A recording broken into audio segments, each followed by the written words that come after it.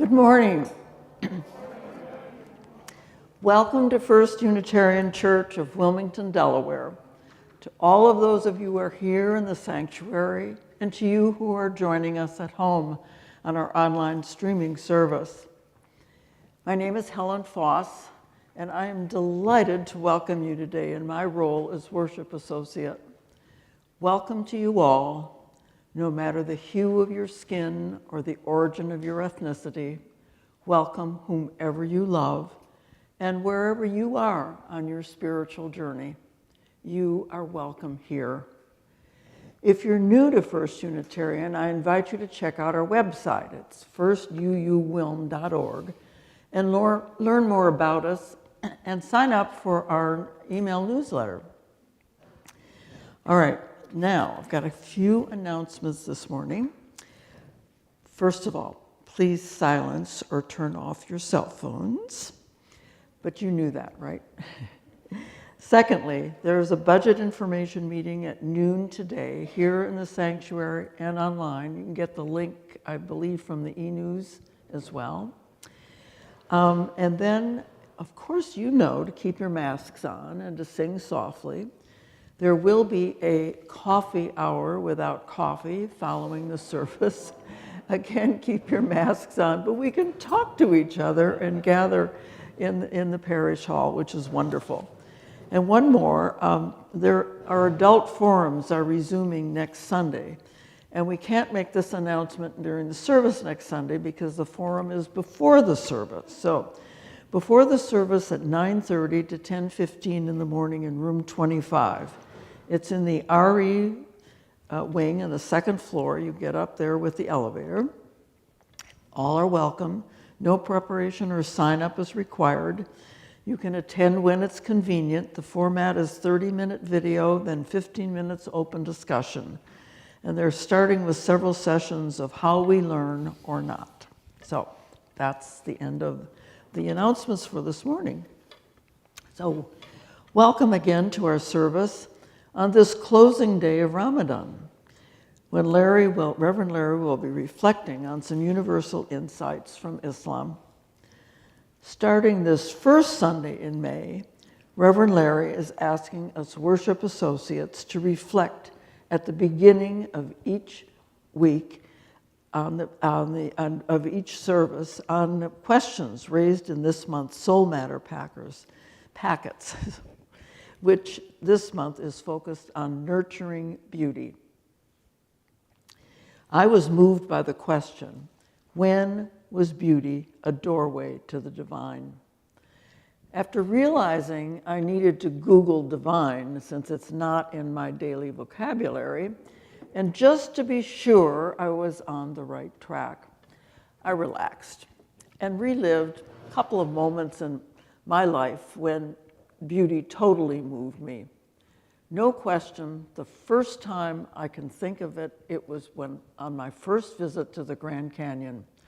I was with my parents, and I was barely 20 years old, and I found myself wandering back down to the viewpoint on the canyon rim, this time all alone.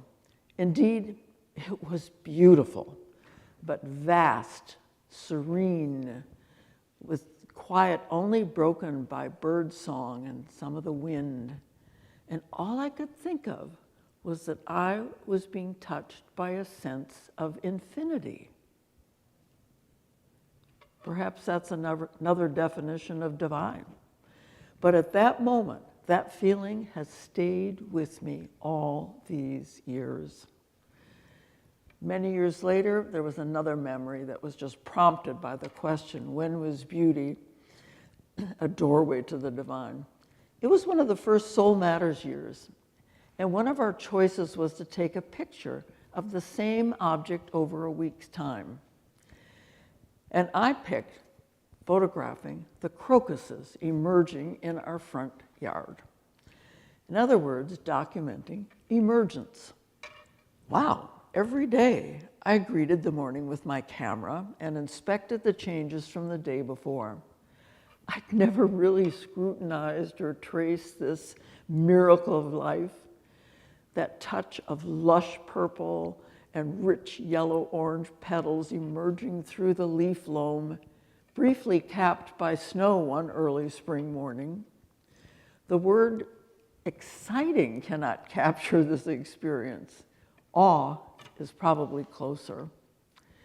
Fast forward to just one more image, although there have been many, that stopped me in my tracks.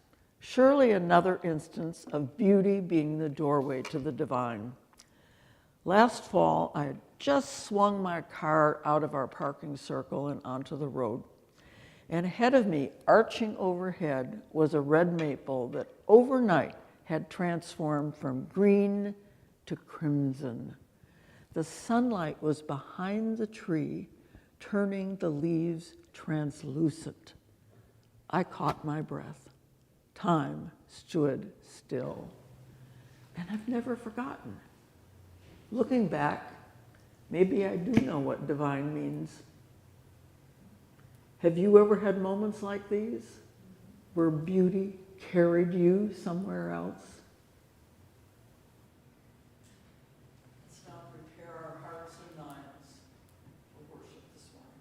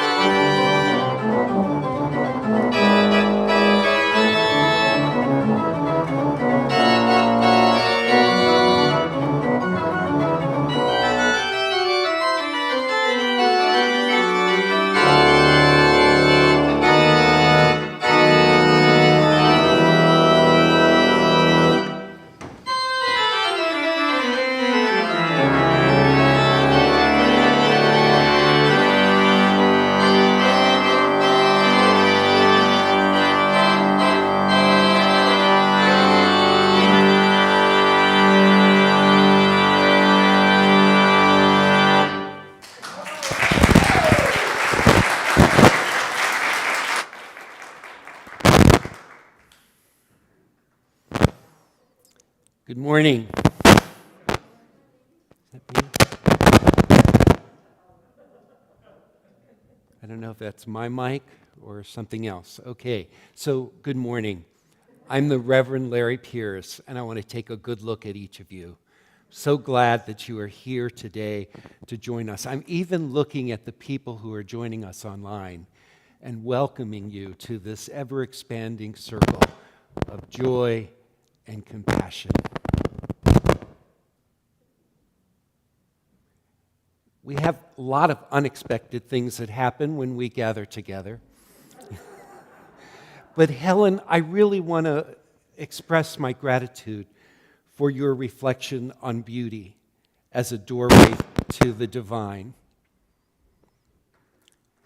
I actually closed my eyes as you were sharing, Helen, because I could imagine myself experiencing again alongside of you in my own imagination what you were describing.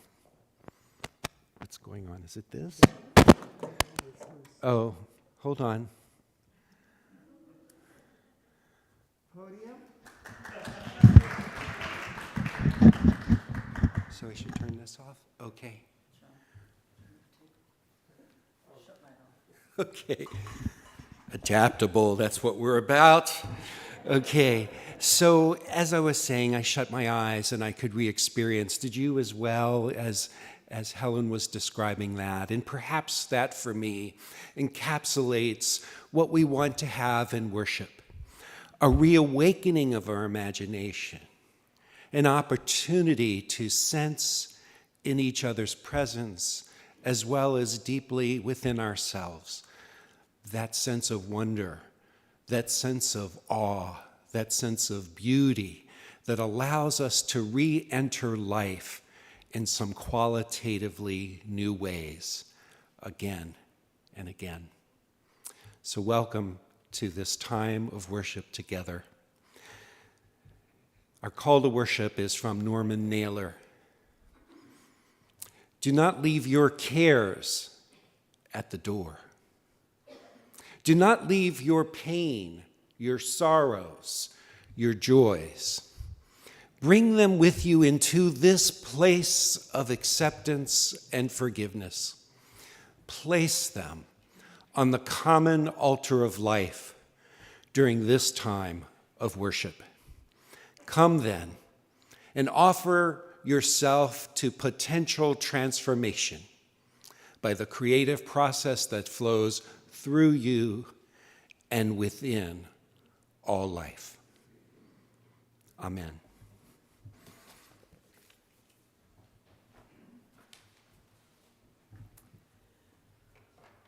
Those of you who have a chalice at home, please join me in lighting it as I read these words by UU Reverend Richard Gilbert.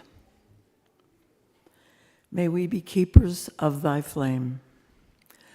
O flaming chalice, symbol of the free faith, burn with the holy oil of helpfulness and service. Spread warmth and light and hope. Warm hearts grown cold with indifference. Light dark places with justice. Rekindle hope in despair. May we bring fuel for thy fire of love. May the oil of loving kindness flow from us to thy leaping flame. May hands of service shelter thee, that no winds of hate may extinguish thy brightness. May thy light and warmth be eternal. May we be keepers of thy fame.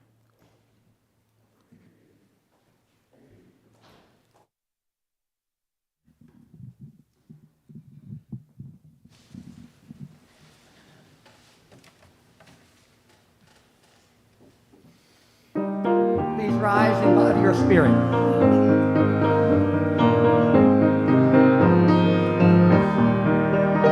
When our heart is in a holy place, when our heart is in a holy place, we are blessed with love and amazing grace. When our heart is in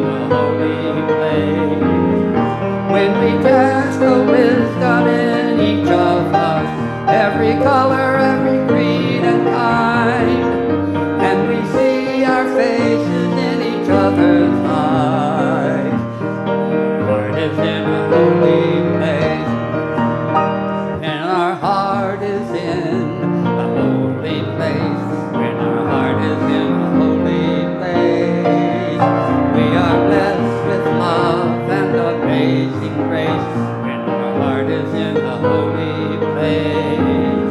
When we tell our story from deep inside, and we listen with a loving mind, and we hear our voices in each other's words, then our heart is in a holy place.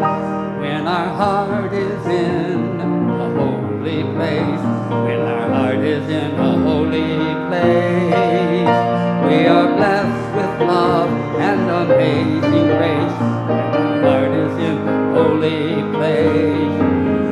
When we share the silence of sacred space, and the God of our heart stirs within, and we feel the power of each other's faith, then our heart is in a holy place.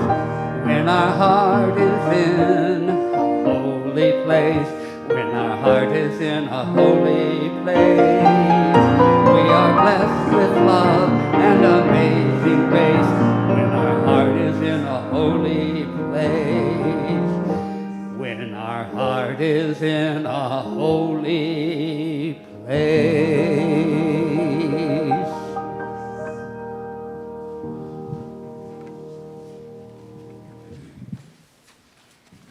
Please join me now in affirming our mission. First Unitarian Church of Wilmington is a beloved community that nourishes minds and spirits, fights injustice, and transforms the world through loving action.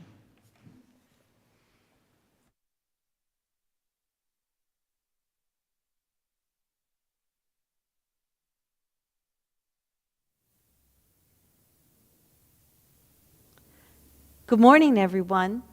Today's story is from our Wise Words and Deeds source. The author is unknown. No one is sure where the story came from, but the words are wise. Today I am sharing the perfect heart. A young man was standing in the middle of the town, proclaiming that he had the most beautiful heart in the world. A large crowd gathered, and they all admired his heart, for it was perfect. There was not a mark or a flaw in it.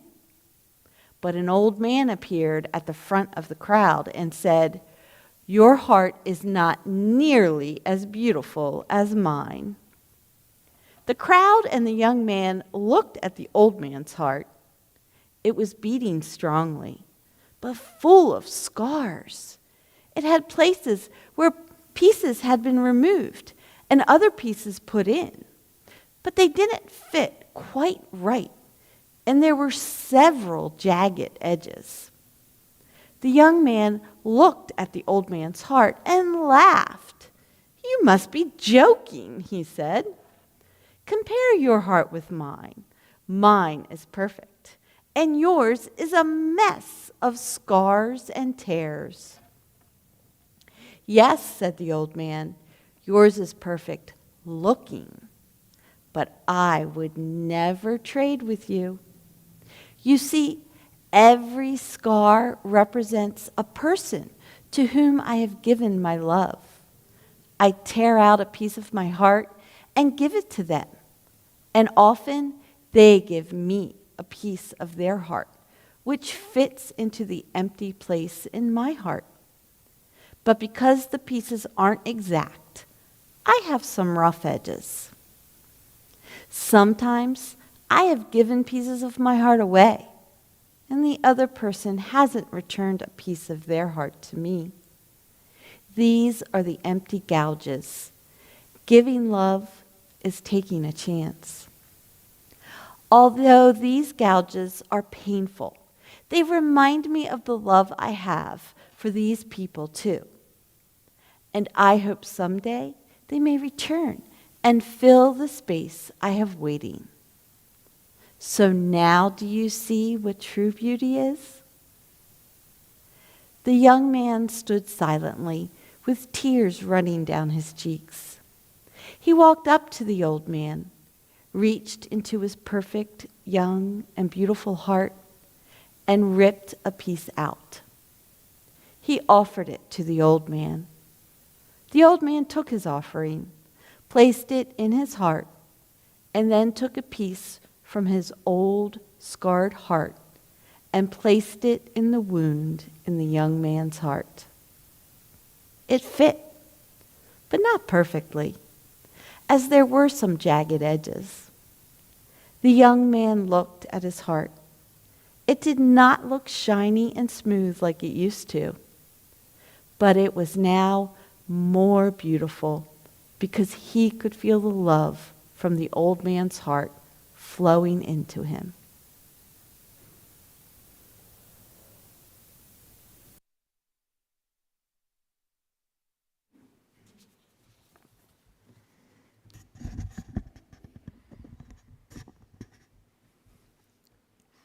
So I want to set the context for our meditation and prayer this morning before moving into that time of meditation.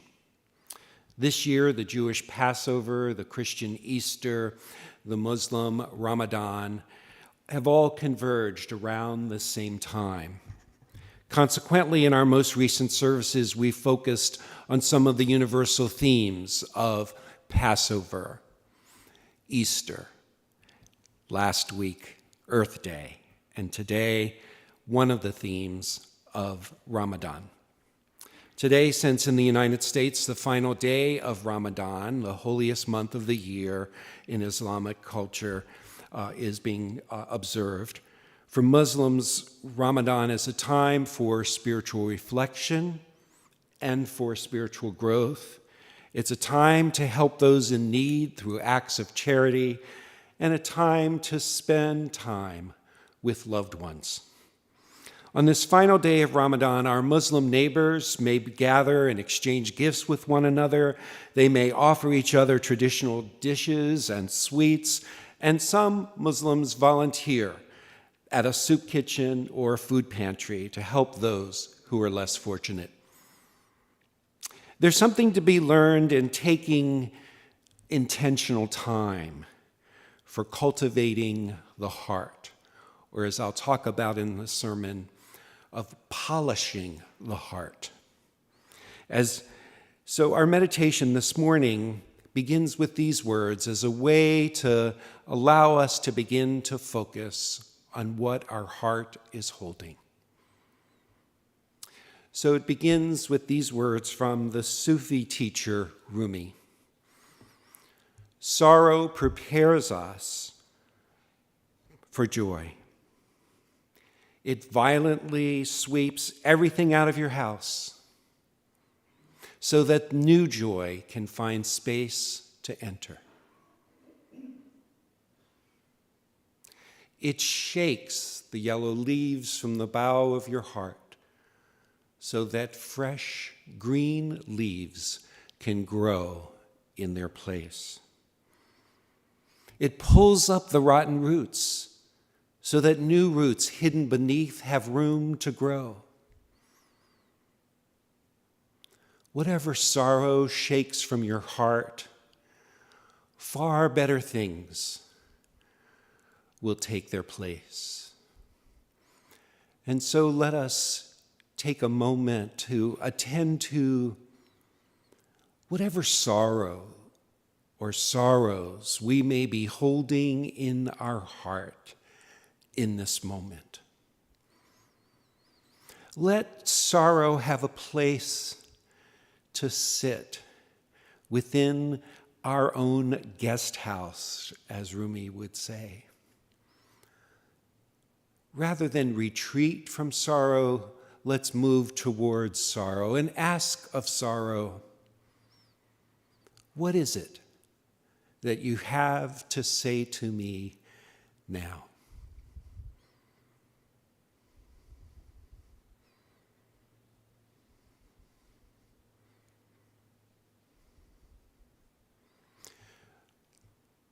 Let us ask sorrow. What is it that you are pointing me to?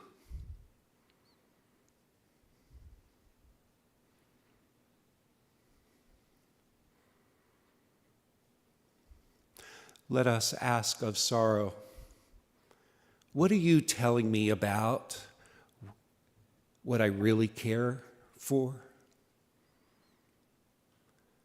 So during this time of shared silence, let's have this conversation with whatever sorrow, small, medium, or large, we might be holding within our hearts on this day. What do you have to say to me? What are you pointing me to? What are you telling me about what I really care for? Let's move into this time of silence now.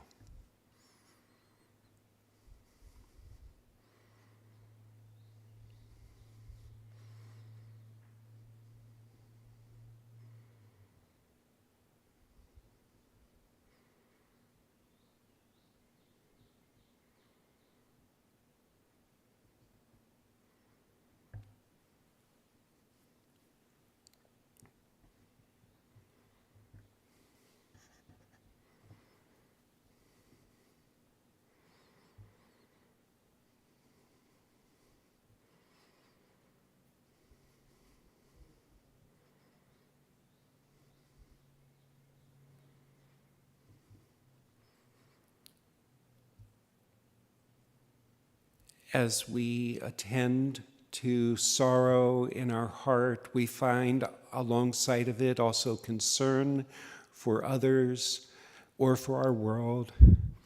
We find alongside of it those things that also bring us joy.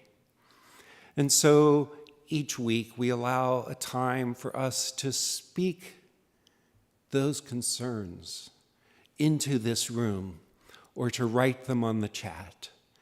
Each week, we listen and attend not only to our own heart's concerns, but to the concerns of one another. So let us speak those concerns, those sorrows, or those joys into this room or into the chat right now.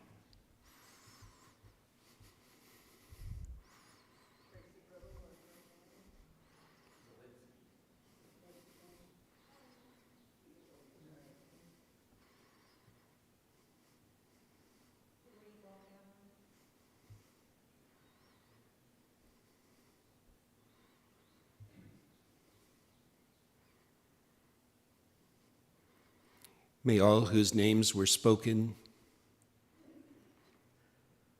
and those unspoken find peace and healing this day.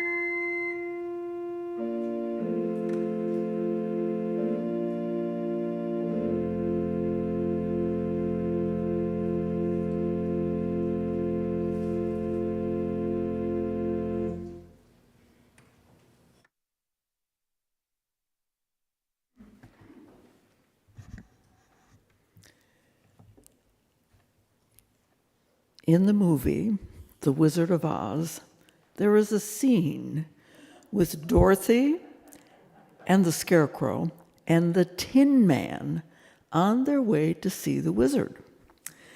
They find the Tin Man stuck, motionless in a position holding an axe. Dorothy and the Scarecrow stare at the Tin Man in amazement. Toto, the dog, barks at him, "Arf, arf," and snaps at its tin legs and hurts its teeth. They attempt to help the Tin Man release his arm and the axe and bring movement back to his body. How did you ever get like this? About a year ago, I was chopping that tree over there while it was raining, right in the middle of a chop. I rusted solid, and I've been that way ever since. Finally, Dorothy frees the Tin Man from his stuckness. Well, now you are perfect. Perfect? Bang on my chest if you think I'm perfect. Go ahead, bang on my chest. As they proceed to bang on his chest, they hear a loud, hollow sound. It's empty. The tinsmith forgot to give me a heart. No heart? No heart, all hollow.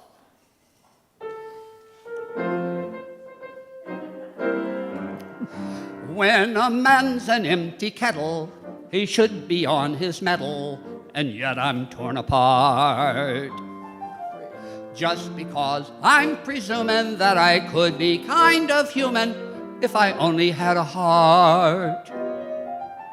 I'd be tender, I'd be gentle, and awful sentimental regarding love and art. I'd be friends with the sparrows and the boys that shoot the arrows if I only had a heart. Just to register emotion, jealousy, devotion, and really feel the part. I could stay young and chipper, and I'd lock it with a zipper if I only had a heart.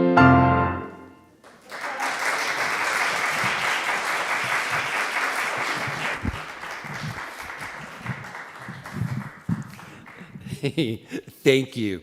Now, if you remember the movie version of this, while singing that, the Tin Man also dances. And Dorothy and the Scarecrow join in. So, Richard, Jacqueline, this was a rehearsal.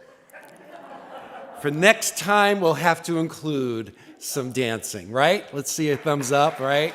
Okay, so as you know, that following this encounter, with Dorothy that we just heard about, the Tin Man is set on a journey that prepares and propels him forward on the yellow brick road. He too is then off to see the wizard, where he will ask the wizard for a heart. Now, at the same time, we can empathize with the Tin Man's condition. We may hardly realize how often we too can show up like that Tin Man, appearing without a heart, only a hollow sound within us. Of course, I don't mean only the physical heart here. Obviously, we all came here this morning with the physical heart, right? Give me some reassurance. Yeah, good. Okay, whew. So our understanding, however, of what the heart is has expanded beyond just this complex organ that pumps blood and oxygen and keeps us alive. Our heart is more than a mechanical pump. Science is helping us to reconceptualize what it means to be human and the role that our heart has not just in our everyday living, but in also our thriving in everyday life. Our heart also gives us the capacities for self-regulating through stressful times, through cultivating resilience when resilience is needed, and tapping into the deeper heart intelligence and intuition that is always available if we make ourselves available to it. In our Western cultures, we've often imbibed a tendency to underemphasize the heart. We've often shown a preference for the brain's role, with our culture's emphasis on rationality and reason as our primary guiding forces. We forget that the root of the word courage is core, heart. And it takes courage to get through life as well. The courage that the heart can give us. In our mechanistic view of the human body, which has been prevalent in much of Western medicine, we have often conceptualized the heart as merely a mechanical pump that keeps the machine, our body, going. We've often conceived the brain as only a computer that guides and directs us.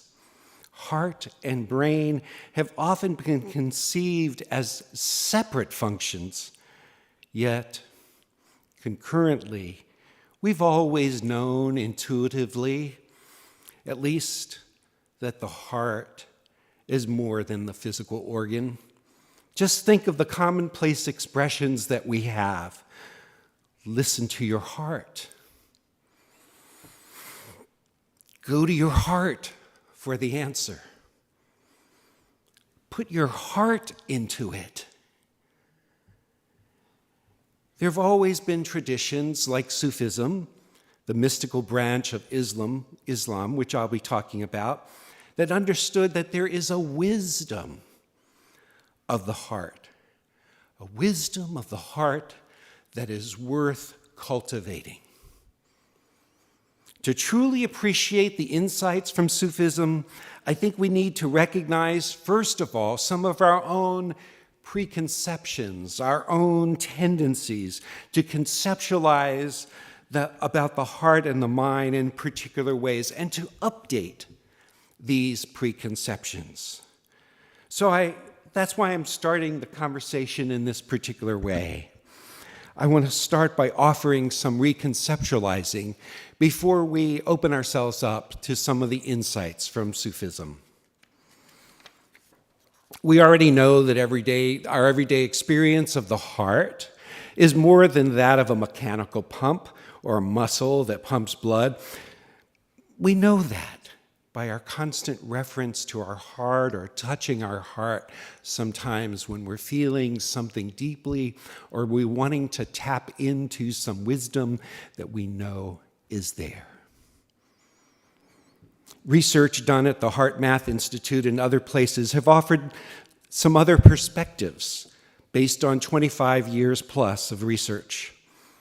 They offer these insights that the heart starts beating in the unborn fetus before the brain has formed, that there's a constant two-way communication between heart and the brain, that the heart sends signals to the brain which help inform the choices that we make, that the heart helps synchronize many systems in the body so that they can function in harmony with one another, that the heart signals especially affect the brain centers and involved in strategic thinking, reaction, and self-regulation.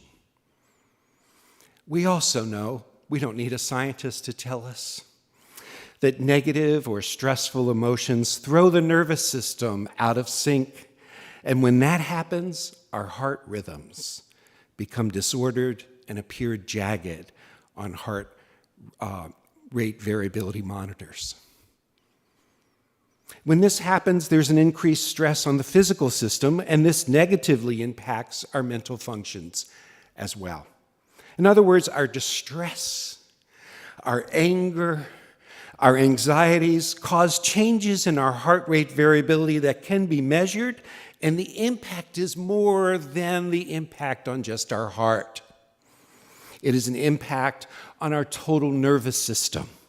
It is common today to use the phrase dysregulated when this occurs.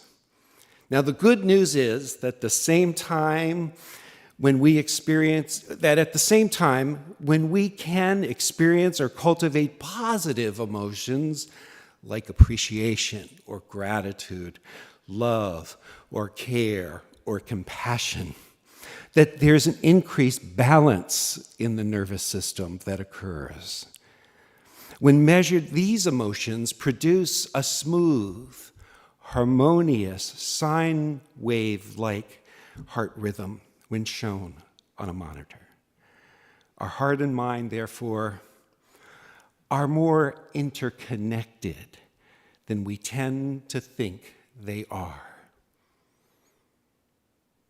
As one researcher states, these harmonious rhythms reduced stress, but they did more. They actually enhanced people's ability to think more clearly and to self-regulate their emotional responses. So indeed, our heart plays a much broader role in our intelligence, our well-being, and our capacities for resilience than we ever realized in the past. We know this. We know this so well. We know this, that when we're going through times of deep grief or uncertainty, it can also open us up eventually to a broader and deeper perspective and understanding of ourselves. We know that our vulnerability is as much a part of our being human as our tendency to emphasize only our human potential and capacities for reason. Once we've experienced and moved through heartache and loss, we know in our heart that we are undeniably both head and heart. We are both thought and feeling. We are both strong and vulnerable. All of those are part of who it is that we are. The Sufis, a mystical group within Islam, who most of you have heard of probably through Rumi's poetry or through seeing whirling dervishes. I don't mean seeing whirling dervishes on your ride to church. I mean productions of whirling dervishes as videos or performances.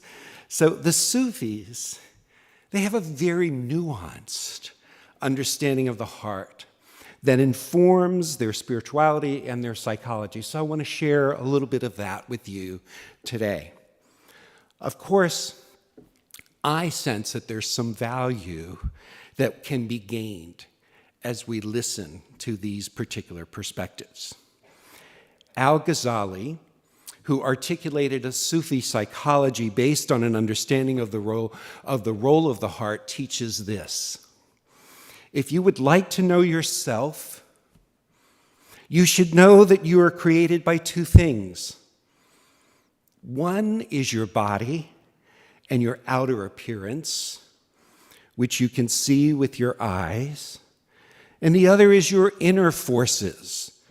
This is the part of you you cannot see, but you can know with your insight. The reality of your existence is your inwardness. And he concludes, everything is a servant of your inward heart. That might seem a little esoteric. So let me try to teach this to you in the way that a Sufi would teach it, through a story. Sufis often use stories to communicate some of what I'm wanting to convey to you. This particular story illustrates the difference between knowledge of the head and knowledge of the heart. So here's the story. One day, a scholar was out rowing in a very large lake. and he heard a voice coming from a small island.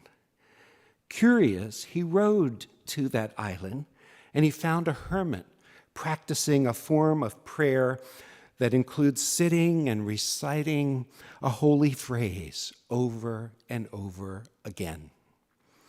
The scholar called out to the hermit and explained that he was pronouncing the formula, which was classic Arabic, completely wrong. So the scholar felt gratified to have been able to correct this unlettered hermit. And after all, it was said that those who mastered this holy phrase could even walk on water. So the scholar rode away, pleased with his good deed, and then he heard a noise behind him, and he turned to look. The hermit was running after him over the water. "Oh, scholar, I have said the formula the old way for far too long. Please repeat it correctly once again."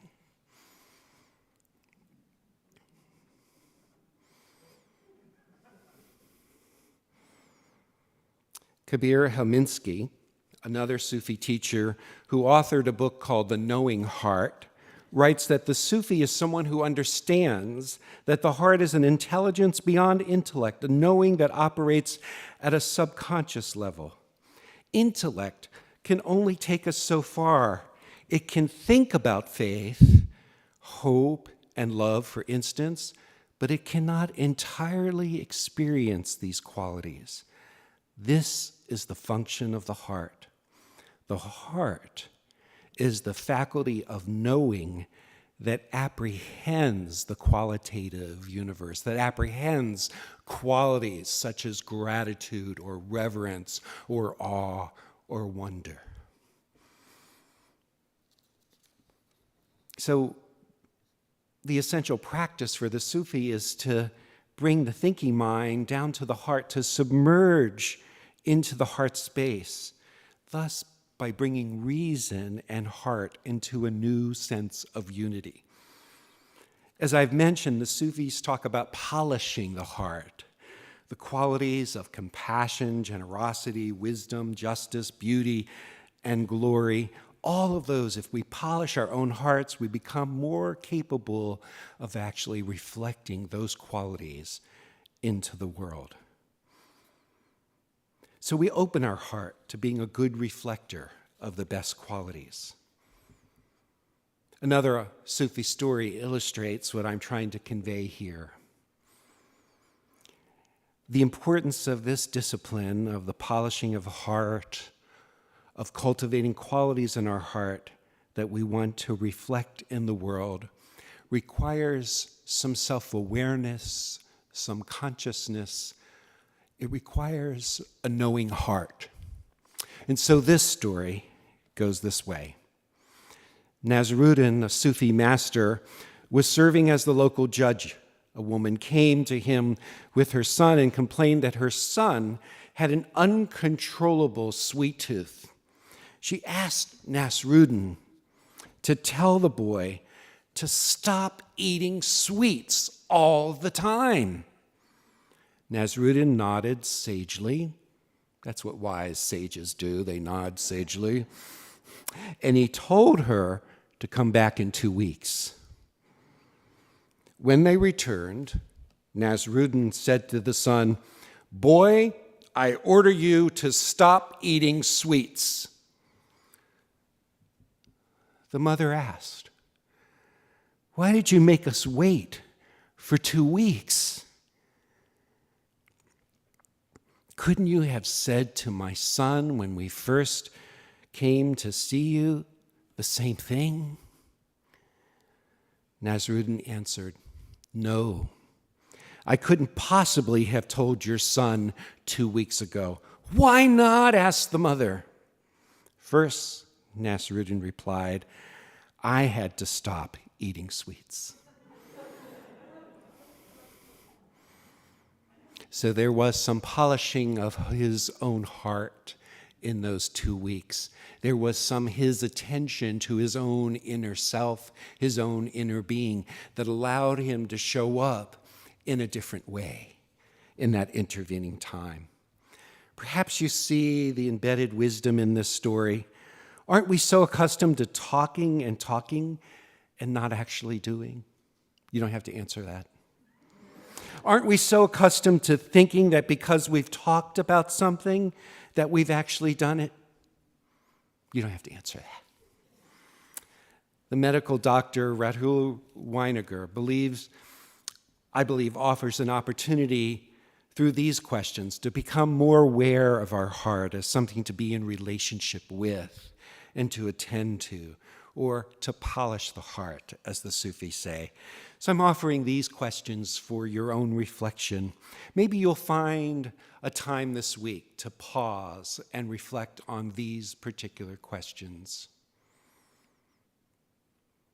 What is your current relationship to your heart as an organ of psychological and spiritual perception, of intuition, and of the longing to connect? What is your current relationship with your heart? Can you remember a particular time in your life when you discovered your relationship to your heart?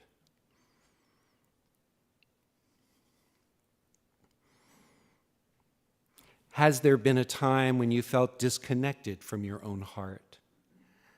The compassion, the wisdom, and the connecting aspects of your heart. So spend some time this week in this reflection on your own relationship, current, past, with your heart. How open and aware are you to your heart's own wisdom?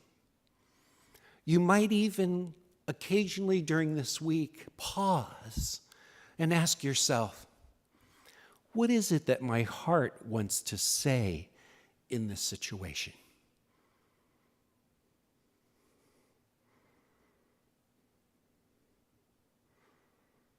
Over time, I hope that we can each develop the practice of asking this question on occasion of ourself or with another, and begin to listen to our heart. Listen to our heart's wisdom.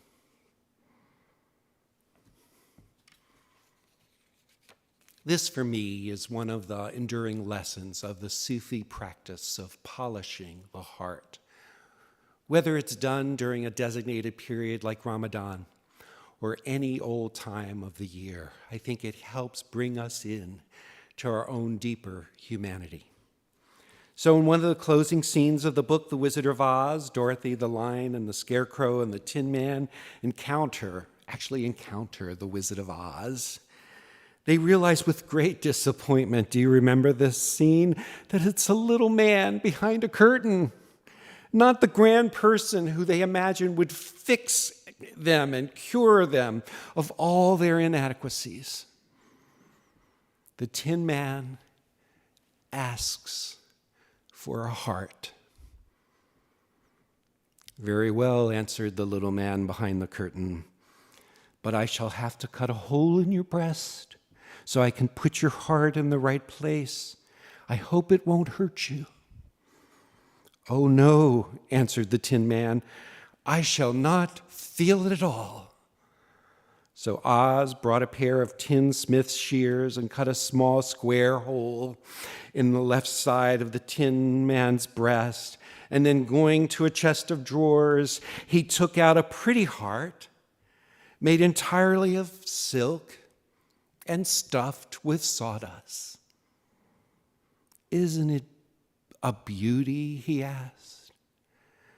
It is indeed, required the Tin Man, who was greatly pleased. But is it a kind heart? Asked the Tin Man. Oh, very, answered Oz. He put the heart in the Tin Man's breast and then replaced the square of tin soldering it neatly together where it had been cut. "There," said he, "now you have a heart that anyone might be proud of. I'm sorry I had to put a patch on your breast, but it really couldn't be helped." Likewise, may we bring more heart into our lives, heart that would fill the hollowness inside of us by inviting in a different wisdom than reason alone could ever do. A heart that allows us to cultivate and reflect qualities that we want to invite in our own lives and into the suffering, aching world around us. A heart that allows us to feel a deeper connection with others than our ego alone might allow.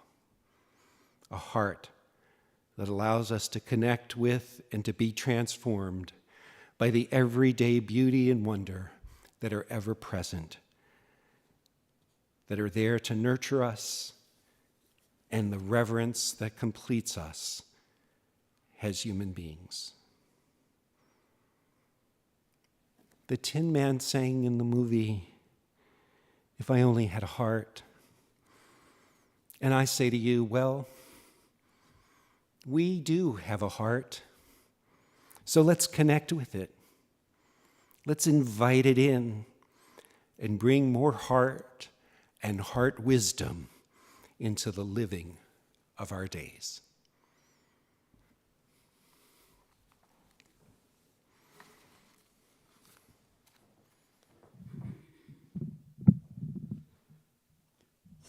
This song, Alhamdulillah, is Islamic. We will sing it through in its entirety 3 times. I'll hold up 1, 2, 3. You'll know when to quit. Rise in body or spirit.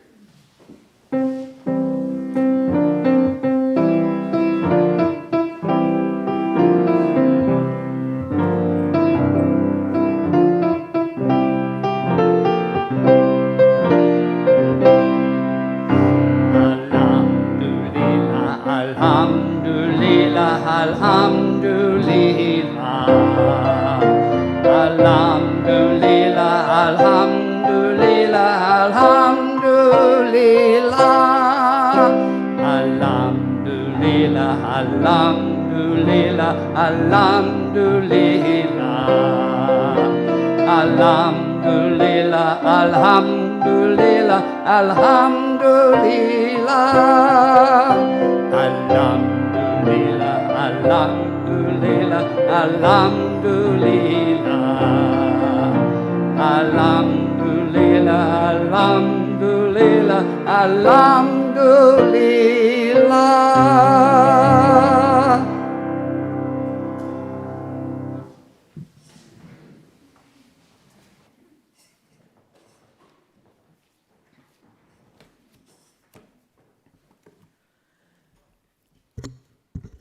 First, at this stewardship time in our service, I want to raise up this year's pledge drive for our support of the church for this next fiscal year. For all of you who have already pledged, raise your hand high in body or spirit and accept our heartfelt thanks for your support. This moment is also to remind those of you who have not yet done so, please, we're eagerly awaiting to hear from you with your pledge. If you're here in the sanctuary this morning, there are pledge forms in the back, or you can go online at firstuuwilm/Giving with Intention, Annual Campaign for Stewardship. It's all there. Or you can call the church office and give your pledge over the phone for next year's commitment.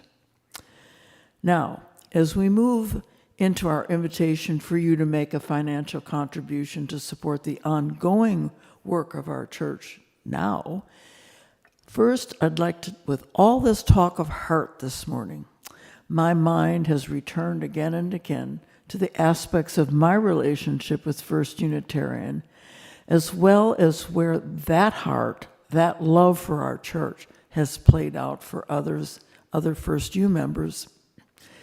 For years, my professional work centered on helping children as well as adults develop empathy, put themselves in others' shoes. Again and again, I found our first principle, our belief in the inherent worth and dignity of each of us, inspiring and reinforcing. I joined with members such as Leslie Dickerson in our welcoming congregation work way back in the 1990s, learning from her passion and deepening my allegiance to that first principle and our LGBTQ work. I have noted the years and leadership Cindy Cohen has dedicated to preparing food for Emmanuel Dining Room. Her love comes through her work providing that service. I've appreciated the endless hours Jim Weddle has given to making First Use grounds beautiful. Year after year, Nancy Pinson has stepped up to create a beautiful electronic annual report that all could access. Her love for this church shining through, and you can check that out on the First U e-news. There's a place to click under the section, I think it's on the annual report. Take a moment now to think about who else you know who have given their skills and talents to our church. And please savor the contributions you have made, where your heart has given to our church, how you have made a difference. Back now, though, to our invitation this morning to make a financial contribution today to the ongoing work of our church. There are 4 ways you can do this, spelled out on the side of your screen. First, if you're in the sanctuary, you can leave a check or cash in the box at the back. Second, you may mail a check to the Halstead address listed. Third, you may log onto the church website onto the Donate Now page. Or 4, you may use the Vanco Mobile Faith Engagement app on your smartphone. Whatever you are able to give will be gratefully received. Now, please join me in dedicating our offering. To the work of this church, which is weaving a tapestry of love and action, we dedicate our lives and these our offerings.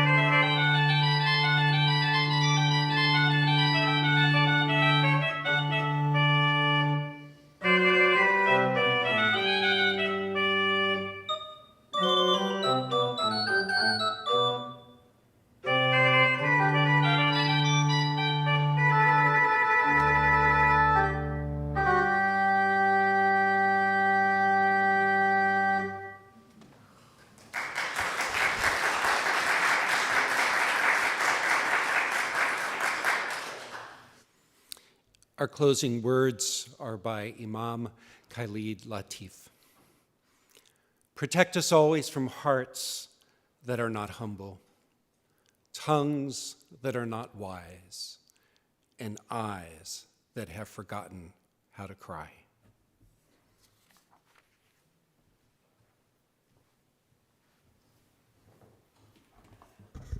For those of you at home who have lit a chalice, please join me and extinguish it as we read these words by Deborah Burnell.